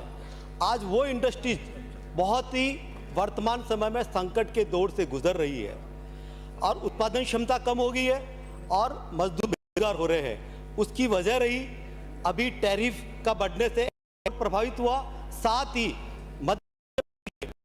जो टेक्सटाइल पॉलिसी बहुत ही कंफर्ट पॉलिसी है, जहां बिजली में 2 से 3 रुपए का अनुदान मिलता है, भूमि सस्ती है, हल्का है और अनुदान भी बहुत कम है। तो हम आपसे निवेदन करते हैं कि टेक्सटाइल पॉलिसी के लिए एक बहुत बड़े विशेष पैकेज की आवश्यकता है, तभी ये इंडस्ट्री सर्वाइव कर पाएगी। अभी आपने 2024 की जो रिफ्ट की पॉलिसी आई वो एक अच्छी पॉलिसी थी, पर उसमें भी आप जो हमें अनुदान प्रदान कर रहे थे वो रिफ्ट की सब्सिडी का भुगतान वार्षिक की बजाय त्रैमासिक किया जाए, टेक्सटाइल उद्योग को उच्च विद्युत दरों में बिजली कटौती से राहत देते हुए दरों में सब्सिडी और अनवरत विद्युत सप्लाई उपलब्ध कराई जाए, जिससे प्रोडक्शन साइकिल बाधित न हो। साथ ही टेक्सटाइल उद्योग को स्टेट जीएसटी में भी शामिल किया जाए, उनको सब्सिडी मिले। सोलर ऊर्जा आज ऊर्जा जरूरतों का प्रमुख विकल्प है, किंतु रिफ्ट प्रावधान के अनुसार पुरानी यूनिट को ये लाभ तभी मिलता है जब यूनिट 25% एक्सपांसन करे। ऊर्जा की आवश्यकता को देखते हुए सोलर प्रोजेक्ट को एक्सपांसन से पृथक मानकर एकल सब्सिडी दी जानी चाहिए। एजुकेशन व मेडिकल सेक्टर सीधे लोक कल्याण से जुड़े हैं, इन्हें भी रिफ्ट 2024 में सम्मिलित कर सब्सिडी व अन्य प्रोत्साहन दिया जाए। तो माननीय अध्यक्ष महोदय, आपसे निवेदन है कि भीलवाड़ा के लिए टेक्सटाइल इंडस्ट्रीज के लिए एक राहत, एक विशेष पैकेज दिया जाए। साथ ही अभी जो हमारे केंद्र सरकार के द्वारा जीएसटी में टैक्स स्लैब को कम किया गया और उसमें टैक्स की दरें भी कम की गई, उसके लिए हम माननीय प्रधानमंत्री जी का भी आभार व्यक्त करते हैं और फिर आपसे कहते हैं कि आपके द्वारा राज्य सरकार भीलवाड़ा की टेक्सटाइल इंडस्ट्री के लिए बहुत कुछ सोचे, चिंतन करे। धन्यवाद। श्री डॉक्टर सुभाष गर्ग। धन्यवाद अध्यक्ष महोदय। स्थगन प्रस्ताव पर बोलने के लिए अनुमति देने के लिए। माननीय अध्यक्ष महोदय, आपके माध्यम से मैं सरकार के ध्यान आकर्षित करना चाहता हूं कि भरतपुर शहर में तोप सर्कल से लेकर के और कुमेर गेट चौराहे से लेकर के एक एलिवेटेड रोड बनाया जाना प्रस्तावित है, जिसको पीडब्ल्यूडी विभाग बना रहा है। और उसकी चौड़ाई को लेकर के भरतपुर शहर के जो ऑटोमोबाइल बाजार के जो व्यापारी हैं वो आंदोलनरत हैं, धरना भी दिया है, मशाल जुलूस भी निकाला है उन्होंने, और एक दिन पूरे बाजार को बंद किया है भरतपुर के को। वहाँ अभी प्रस्तावित रोड है उसके बारे में एक संशय की स्थिति है। अभी वर्तमान में वहाँ रोड 66 फीट रोड है चौड़ी, और वह 55 वर्ष से करीब 400-500 व्यापारियों की ऑटोमोबाइल मार्केट की दुकान है। अब उनको ये संशय हो गया है कि हमारी दुकानें तोड़ी जाएंगी। हालांकि अभी प्रशासन के द्वारा कोई नोटिस नहीं दिया गया है, लेकिन जो बातें होती हैं अनौपचारिक रूप से जाते हैं, मिलते हैं, तो साहब इसको 120 फीट करेंगे, 100 फीट करेंगे।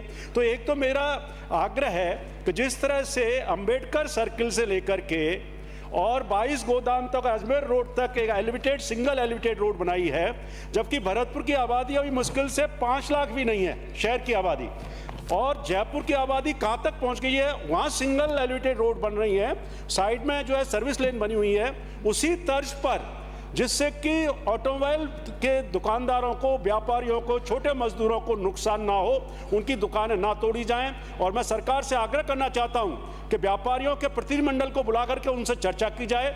मेरे को समझ में नहीं आ रहा है कि 66 फुट चौड़ी रोड होने के बावजूद भी ऐसी क्या दिक्कत है। तो मैं आपका ध्यान आकर्षित करना चाहता हूं, विशेष रूप से पीडब्ल्यूडी मंत्री जी का और शहरी विकास मंत्री जी बैठे हैं, कि आप एक प्रतिनिधिमंडल को बुलाएं, उनकी बातों को सुनें। 55 वर्ष से वो लोग काम कर रहे हैं। मेरा आग्रह है कि सरकार को अगर बनाना ही है तो एक नया भरतपुर बना दें। पहले भी मैंने इसकी चर्चा करी थी, जिससे कि कम से कम इसी तरह से बिजली घर पे भी है, इसी तरह से कच्चा कुंडा चौराया भी है, वहाँ भी ये दिक्कतें आ रही हैं। तो थोड़ा सा प्रतिनिधिमंडल को बुला करके चर्चा की जाए और जो उनकी मांग है उसको न्यायोचित समाधान करके, और वर्तमान प्रस्तावित रोड जो है उसमें उन दुकानों को तोड़ा नहीं जाए और उनको राहत देने का काम किया जाए। धन्यवाद। धन्यवाद अध्यक्ष महोदय, आपने मुझे स्थगन 50 के माध्यम से बोलने का अवसर दिया। आज का ये मुद्दा मेरे विधानसभा क्षेत्र नौहर ही नहीं बल्कि जिला हनुमानगढ़ व पूरे प्रदेश के अंदर एक ज्वलनशील मुद्दा है कि पूरे प्रदेश में गत दिनों से हो रही अतिवृष्टि से हाहाकार मचा हुआ है। जहां किसानों की फसलें बर्बाद हो रही है, वहीं गरीबों के मकान क्षतिग्रस्त हो रहे हैं, छोटे व्यापारियों की दुकानें बंद हैं तो मजदूरों के रोजगार बंद है। लेकिन ये सोई सरकार, जिनके अधिकारी और कर्मचारी इस राज्य में एक ही नारा दे रखा है कि खाओ और खाने दो, भ्रष्टाचार में लिप्त ये सरकार किसानों के प्रति न तो जागी है, न उन क्षतिग्रस्त मकानों का सर्वे करवाया जा रहा है। आज पूरे प्रदेश का किसान इस विधानसभा सत्र की ओर देख रहा है, पूरे प्रदेश का गरीब मजदूर और आम जन इस विधानसभा सत्र की ओर देख रहा है कि विधानसभा सत्र के दौरान क्या ये सरकार विशेष पैकेज की घोषणा करेगी, और घोषणा ही नहीं, उन विशेष पैकेज को धरातल पर लागू करने का काम करेगी। मैं आपके माध्यम से सरकार से निवेदन करना चाहूँगा कि आप ब्लॉक लेवल के अधिकारियों को सख्त निर्देश दें कि ऊपर स्पेशल गिरदावरी की जाए, मकानों का सर्वे किया जाए और नियमों में स्थिरता देते हुए उनके मुआवजे का प्रावधान किया जाए। क्योंकि आपदा प्रबंधन के तहत नियमों में स्थिरता नहीं होने की वजह से सर्वे तो हो जाता है, लेकिन पीड़ित पक्ष को, पीड़ित किसान को, पीड़ित गरीब परिवार को मुआवजा नहीं मिलता है। इसलिए मेरा आपसे, सरकार से यह भी निवेदन है कि जल्द से जल्द, आज मेरे विधानसभा क्षेत्र में, शहरी क्षेत्र के अंदर 5-5 दिनों से घरों में पानी घुसा हुआ है, दुकानें नहीं खुल रही है, गरीबों के घर में खाना नहीं बना है, ऐसी हालत हो चुकी है। समय समय पे अलर्ट दिया जाता है, लेकिन प्रशासन की नाकामी की वजह से, कि समय से पहले वो चेते नहीं, समय से पहले उन्होंने आपदा प्रबंधन की मीटिंग नहीं बुलाई, समय से पहले उन्होंने जल भराव के स्थानों को चिन्हित नहीं किया, जिसका खामियाजा आज प्रदेश की जनता को भुगतना पड़ रहा है। 7-7 दिन से 10-10 दिन से घरों में पानी घुसा हुआ है, लेकिन ये प्रशासन का सरकार कोई भी काम नहीं करी है। आपके माध्यम से यही निवेदन करना चाहूंगा, नियमों में स्थिरता देते हुए पीड़ित किसान को, पीड़ित गरीब को, पीड़ित परिवार को मुआवजा दिया जाए, जिससे कि हम उनको राहत दे सके। यही मैं आपके माध्यम से निवेदन करना चाहूंगा। धन्यवाद। श्री नरेंद्र बुडानिया। धन्यवाद अध्यक्ष जी। अभी मेरे साथी ने भारी बरसात होने के कारण राजस्थान में जो भारी तबाही हुई है उसकी ओर ध्यान आकर्षित किया। मैं भी यही कहना चाहता हूं कि आज राजस्थान का किसान, आज राजस्थान का आमजन उदास है, निराश है, चिंतित है, परेशान है और दुखी है। आज किसान की पकी हुई फसल एकदम से बर्बाद हो गई। खेत तालाब हो गए, तालाब में तब्दील हो गए। पकी पकाई फसल किसान की बर्बाद होने से हम कल्पना कर सकते हैं कि वो किसान कितना दुखी और कितना परेशान होगा। चूरू जिले के अंदर और मेरे विधानसभा क्षेत्र तारानगर के अंदर पकी हुई फसल, मोट, मूंग, कपास, मक्का, पकी हुई फसल जो है वो एकदम से बर्बाद हो गई। हजारों करोड़ों रुपए का नुकसान जो है किसान को हुआ है। लाखों एकड़ हेक्टेयर जमीन जो है वो सिंचित, वो बाई हुई थी, बुआई की हुई थी, उसमें सारी की सारी फसल चौपट हो गई। महोदय, आज किसान आपसे और हमसे उम्मीद कर रहा है। आज इस सेशन के अंदर सबकी नजरें लगी हुई हैं। हम पूरा सदन ये चाहता है कि आज किसान के बारे के अंदर कुछ ठोस कदम उठाया जाए। आज जो है जिस प्रकार से खेतों में फसलों को नुकसान हुआ, उसी प्रकार से गांव की गलियां, गांव पूरे तालाब बन गए। बाजार, शहर सब जो है वो नदियों में तब्दील हो गए। आज गरीब को कितना नुकसान हुआ है। आज उसके मकान टूट गए, आज उसके घर बर्बाद हो गए। खुले आसमान के नीचे सो रहा है वो मंत्री जी, खुले आसमान की ओर हम जो है आज गरीब आदमी सो रहा है, लेकिन उसको पुचकारने वाला कोई नहीं है। आज सरकार जो है हेलीकॉप्टर में घूम रही है, हेलीकॉप्टर में घूम के फोटो खिंचवा रही है। क्या किसान के खेत के में खड़ा होकर के किसान की मदद नहीं करनी चाहिए? क्या उसके आंसू नहीं पूछने चाहिए? क्या उस गरीब का घर टूटा है या उस गरीब व्यापारी का जो नुकसान हुआ है उसका जो है जाकर के उसके आंसू नहीं पोंछने चाहिए?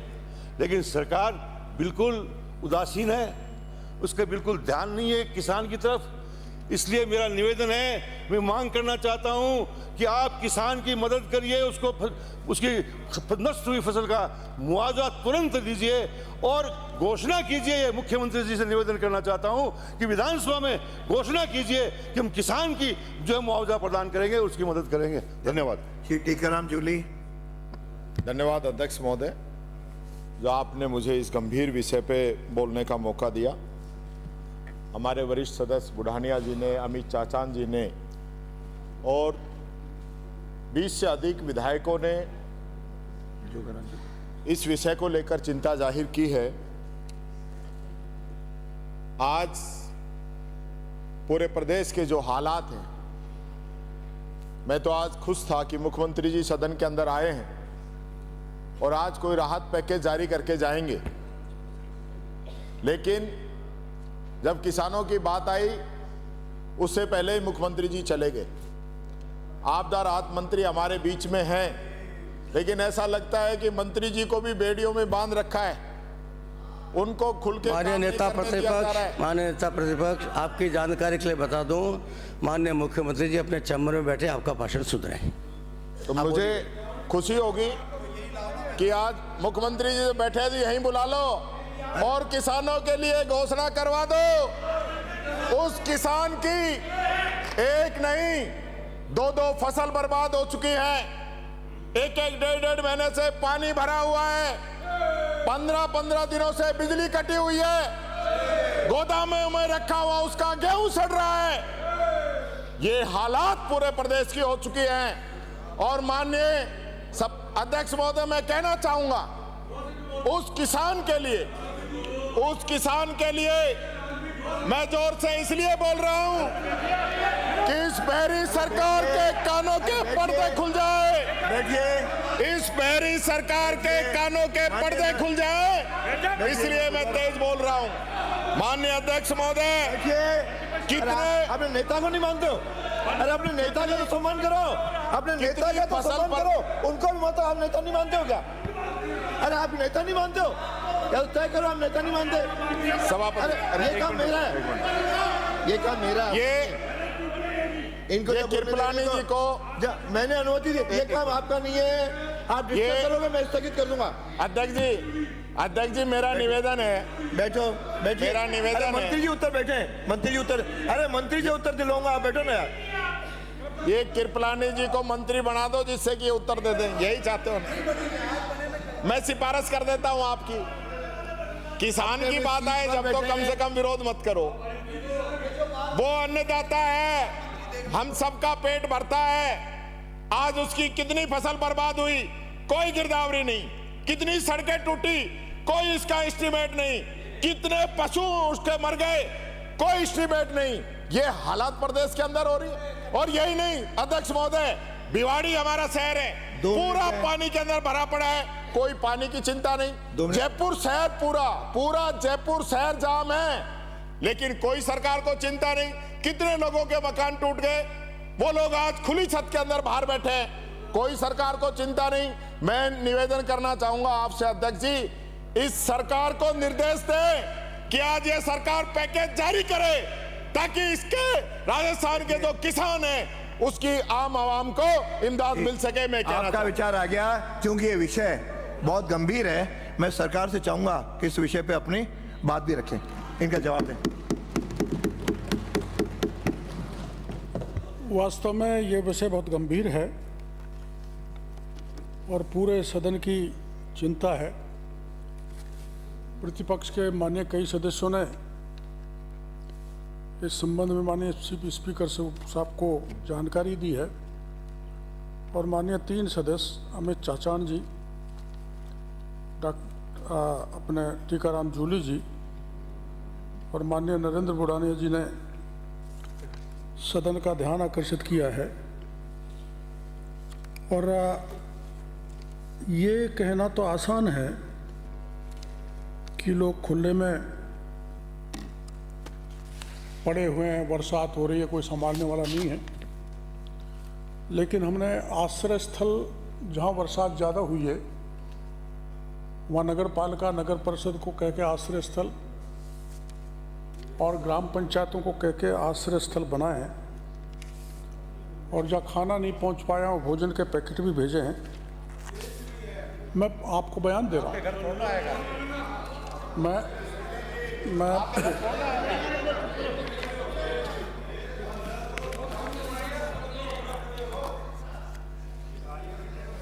अपने यहाँ राजस्थान में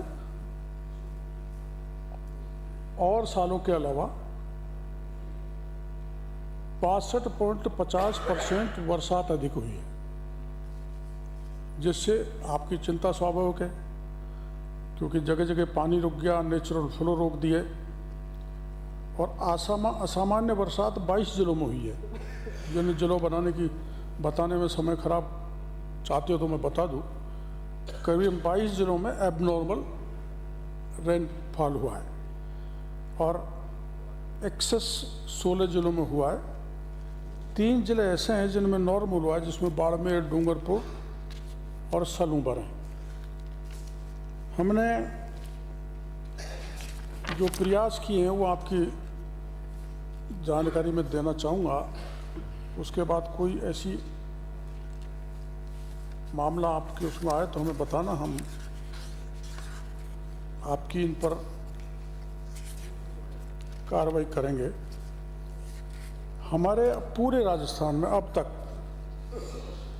मृतकों की संख्या 193 बरसात के कारण, 193 अतिवृष्टि बाढ़ के कारण, और घायलों की संख्या 36। और हमारा जो पशु है, छोटा पशु की हानि हुई है 347 और बड़े पशु हैं 279। और जो आवास हैं पक्के वो गिरे हैं 1974 और कच्चे मकान गिरे हैं 752, झोंपड़े गिरे हैं 190, पशु के बाड़ों में नुकसान हुआ है 517 में, कपड़ा जिनको नुकसान हुआ है 2855 लोग हैं और बर्तन हैं 3522 परिवारों के। अब आप सभी जानते हैं कि ये इनका एसडीआरएफ के नॉर्म के तहत सर्वे कराया जाता है और एसडीआरएफ के नॉर्म के तहत ही इनको सहायता दी जाती है। तो अब दे रहे उक्त अवधि में बाढ़ से प्रभावित 26 मृतकों के आश्रितों को 104 लाख रुपए बांटा जा चुका है। पशुधन सबको देंगे, नहीं सबको बात सुन लीजिए, फिर आप सबको माननीय सदस्य सुन लें। बीच में नहीं बोले। माननीय सदस्य सुन लीजिए। माननीय सदस्य, मैंने अनुमति सुन तो सही उनको। धारीवाल जी क्या ये प्राइमरी वरिष्ठ है सबसे, ये प्राइमरी स्टेज का है। मैं आपको बताऊंगा, एक भी नहीं बचेगा जिसको किसी प्रकार की हानि हुई है, उसको कंपनसेट करेंगे। पशुधन से की क्षति से प्रभावित 8 व्यक्तियों को 2,53,000 रुपये दिया है। आवासीय क्षति से प्रभावित 515 व्यक्तियों को 184.74 लाख रुपए दिया है। बर्तन के लिए 193 लोगों को 10 लाख रुपए दिए हैं। और भारत सरकार द्वारा जो जारी मापदंड हैं, आप सभी जानते हो, भारत सरकार जो मापदंड जारी करती है उसी हिसाब से सहायता दी जाती है। अब हमारे जितना भी जनहानि, पशुहानि, आवासीय या फसल का नुकसान हुआ है उसको सबको आर्थिक सहायता देंगे। और वो आपको जानकारी है, DMIS पोर्टल पर डाटा अपलोड किया जाएगा और उसी हिसाब से हम सहायता देते जाएंगे। अब हमारे यहाँ एक बाढ़ से आप सबको जानकारी है कि आपके शासनकाल में 50% नुकसान होने पर सहायता दी जाती थी। मोदी जी के आने के बाद में नुकसान अगर 33% होता है तो उसको सहायता दी जाती है। हाँ, तो इसमें अरे सुनो तो सही, इसलिए हमने गिरदावरी कराई है। माननीय, अरे वो ये बोलने माननीय अनुमति नहीं, अंकित नहीं। बैठिए बोला रोहित जी, मैंने आप लोगों के कहने से बोलने के लिए कहा है। अब जरा सुनिए माननीय रोहित जी, पहले कभी भी व्यवस्था नहीं है कि आपके स्थगन पे मैं जवाब दिलाऊं, लेकिन स्पेशल विषय था, आपके विपक्ष के नेता का भी आग्रह था, इधर भी दल के लोग बता, तो माननीय मंत्री जी को मैंने कहा, जरा सुनिए माननीय मंत्री जी। फसल हमारे यहाँ गिरदावरी, हरिमोहन जी आपने कितने उत्तर दिए, इन्होंने कितने? हरिमोहन जी आम तौर पर स्थगन का जवाब नहीं लगता है। एक बार मेरे को सुन लें, फिर आपको ऐसा लगता है कि आपको कुछ जोड़ना है तो उस पर हम कार्रवाई कराएंगे। तो ये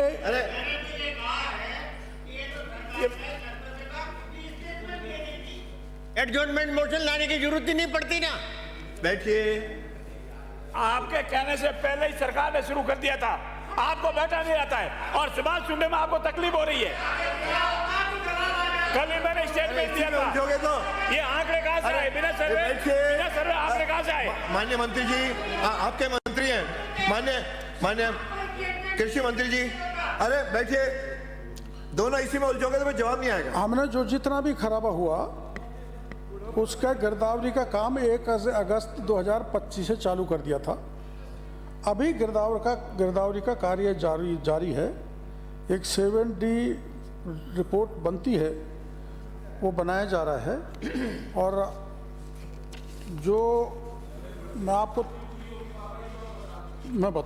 आपको बता रहा हूँ कि SDRF NDRF के जो नॉर्म्स हैं उसको मैं तो बदल नहीं सकता, नहीं राजस्थान सरकार बदलती है। मैं सहायता बता देता हूँ क्या क्या दी जाती है। सुन लो फिर पूछ लेना। अलग नियमों में आओ तो मैं बहस करवा दूंगा। अरे बीच में दखल अंदाज करोगे मैं बंद कर दूंगा। बीच में नहीं बोलेगा। माननीय सदस्य, माननीय हरिमोहन जी, आप वरिष्ठ हैं, ऐसे बीच में बोलते रहोगे तो जवाब ही नहीं आएगा। अरे दोनों बोलोगे। अरे पहले आप सुन तो लो, क्या सुन लो। आपने कितना दिया था, ये कितना देंगे बात के विषय। इनको तकलीफ हो रही है, जवाब का विषय नहीं अभी। सुनता लो पहले। अरे कभी कभी तो आते हो, डिस्टर्ब कर रहे हो। माननीय सदस्य, माननीय सदस्य, कभी कभी तो आते हो और आते ही डिस्टर्ब करते हो। बैठो, यही काम है इनका। अरे आप आज तो आए हो, ये तुम्हारा काम नहीं है। अब आज तो आए हो और आते बैठिए। अब बैठिए, अंकित नहीं, बैठिए। तो फिर नहीं बैठेगा तो बोल क्यों रहे हो? ऐसे बोल रहे हो, क्या बोलो? बैठिए। बिना अनुमति के नहीं बोलोगे, बिना अनुमति के खड़े नहीं होंगे। बैठिए माननीय विपक्ष नेता, बैठाइए। I will name you, I will name you. अध्यक्ष आई विल नेम यू। संसदीय मंत्री हमारे लोगों को जानबूझ के प्रोवोक करते हैं, हमारे लोगों को जानबूझ के प्रोवोक कर रहे हैं। आपको पता है सरकार के पास विशेष कोई पैकेज नहीं है किसानों के लिए, इसलिए सरकार यहाँ पे बात करने से बचना चाहती है। आपने जो जवाब दिया है ऊंट के मुंह में जीरा है, ऊंट के मुंह में जीरा है। खुद बाबा जिस हिसाब से बोल रहे हैं उनको लग रहा है कि वो खुद न्याय नहीं कर पा रहे जनता के साथ।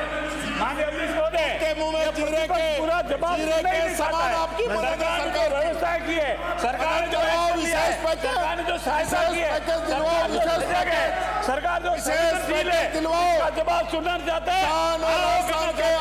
ये कांग्रेस की संस्कृति नहीं है, मिलना चाहिए, कभी भी किसान के हित में नहीं रही है। तो किसान विरोधी कांग्रेस है, ये किसान विरोधी कांग्रेस है। ये जवाब ही नहीं देना चाहते। बैठिए, नो वहीं बैठिए।